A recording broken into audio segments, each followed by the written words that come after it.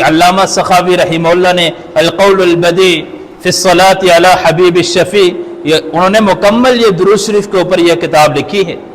اس کے اندر ایک واقعہ نقل کرتے ہیں کہ امام ابو بکر بن مجاہد المقری رحمہ اللہ درس دے رہے تھے، اور درس کے دوران مجلس کے اندر آ کے ایک شخص بیٹھ گیا، بڑا پریشان حال ہے، کپڑے میلے کچیلے ہیں، گرد و غبار لگی ہوئی ہے، اور جو بیٹھا ہے تو یہ اس حضرت کو جانتے بھی تھے کہ اللہ والا آدمی ہے، بڑا اللہ والا آدمی ہے، جانتے تھے اس کو، لیکن جب دیکھا بڑے حالات کے اندر پریشان ہے، درس ختم ہوا، بلایا اس کو، خیریت ہے، کیا ہوا ہے؟ چہرے پہ پریشانی کے آثار ہیں، کپڑوں پہ نظر آ رہے حالات کے اندر ہو، کیوں اتنے پریشان ہو، ہوا کیا ہے؟ اس نے کہا گھر کے اندر بچے کی ولادت کا وقت ہے، بیوی درد ذہن میں مبتلا ہے، لیکن پاس کچھ پیسے نہیں، کچھ حالات ایسے ہیں، کچھ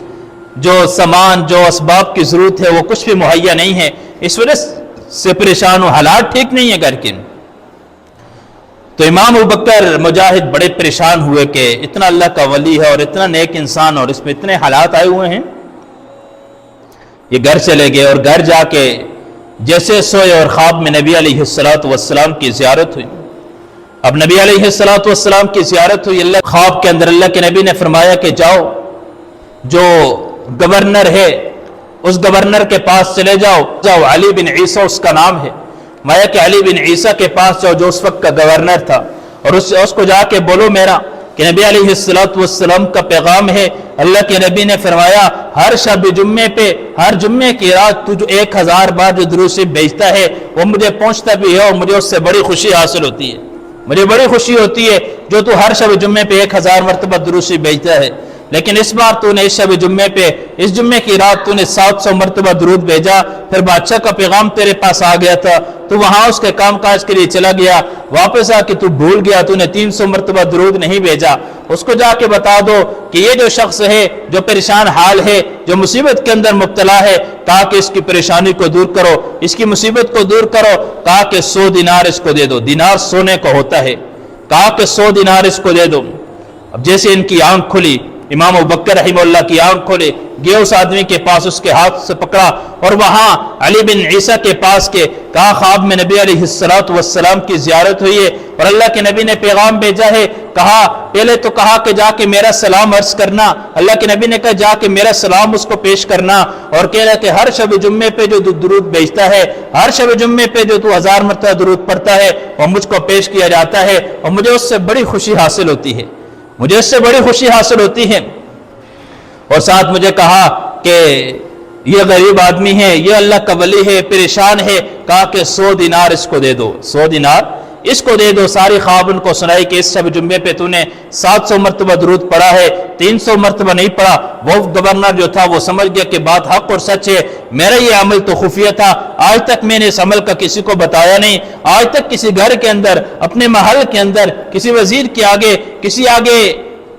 رعایا کے اندر کسی کے سامنے میں نے اس کا تذکرہ نہیں کیا، میرا تو یہ خفیہ عمل تھا۔ لگتا ہے کہ واقعی اللہ کے نبی کی اس کو زیارت ہوئی ہے۔ پھر جو بتانے والا تھا امام ابو بکر، اس وقت کے بہت بڑے امام تھے، بہت اللہ کے ولی تھے، واقعی بات حق اور سچ ہے۔ کہا وہ گیا گھر کے اندر خوشی خوشی، وہ گھر سے جا کے 100 دینار لے کر آئے۔ امام ابو بکر کہا کہاں ہے وہ شخص، جا کے اس کو دیے، پھر کہا صبر کرو، پھر گھر گئے، گھر سے 100 دینار اور لے کر آئے، امام ابو بکر کو دیے، کہا کہ آپ نے آ کے اللہ کے نبی کا سلام دیا ہے اور آپ کو اللہ کے نبی کی خواب آئی ہے، آپ کے ذریعے مجھے پیغام بھیجا ہے، یہ 100 دینار آپ بھی لے لو۔ جانے لگے، کہا صبر کرو، پھر گھر گئے، گھر سے 100 دینار اور لے کر آئے، پھر اس شخص کو دیا، کہا کہ آپ ذریعہ بنے ابو بکر کو خواب آنے کا، امام ابو بکر کو خواب آپ کی وجہ سے آئی، اگر آپ ان کی مجلس میں نہ آتے، یہ آپ سے سوال نہ کرتے، آپ سے پوچھتے نہ، تو ان کو خواب ہی نہ آتی، انہیں کیا معلوم تھا، آپ نے بتایا ہے، آپ ذریعہ بنے خواب آنے کا، 100 دینار اور لے لو۔ جانے لگے، پھر وہ گھر گئے، پھر وہاں سے 100 دینار لے کر آئے، پھر امام ابو بکر کو دیے، کہا آپ اللہ کے نبی کا سلام لے کر آئے ہیں، یوں ہی گھر آنا اور جانا، 1000 دینار لے کر آئے اور آ کے ان کو دے دیے۔ 1000 جب دیے تو کہنے لگے ہمیں تو 100 کی ضرورت ہے، کہا نہیں، اللہ کے نبی کا سلام آنا، اللہ کے نبی کا پیغام آنا، یہ بہت بڑی بات ہے، بہت اللہ والوں کی بات ہے، جو اللہ والے ہوتے ہیں یہ تو وہی سمجھ سکتے ہیں، اس کی لذت تو وہی محسوس کر سکتا ہے جس کو نبی علیہ السلام کی زیارت ہو، جس کو اللہ کے نبی کی زیارت ہو، وہی جا سکتا ہے کہ اللہ کے نبی کی لذت کتنی ہے، اللہ کے نبی کے دیدار کی۔ تو درود شریف کثرت سے انسان پڑھے گا، اللہ گھر کے فقر و فاقے کو ختم کریں گے، اللہ پریشانی کو ختم کریں گے۔ آج سارے لوگ پریشان ہیں، کوئی کس وجہ سے پریشان ہے، کوئی کس وجہ سے پریشان ہے، کوئی ملازمت کی وجہ سے پریشان، کوئی حالات کے اندر مبتلا ہے۔ تو فرمایا کہ جو انسان کثرت سے درود شریف پڑھے گا اللہ گھر کے فقر و فاقے کو ختم کریں گے۔ لوگوں کے دروں پہ جھکنے کے بجائے اللہ کے در پہ جھکیں، دیکھیں اللہ کیسے مدد کرتے ہیں۔ اللہ کے در پہ جھک کے تو دیکھیں اللہ کیسے حالات درست کرتے ہیں۔ آج حالات آتے ہیں لوگوں کے دروں پہ جاتے ہیں، مقروض ہوتے ہیں کسی مالدار کے در پہ جاتے ہیں،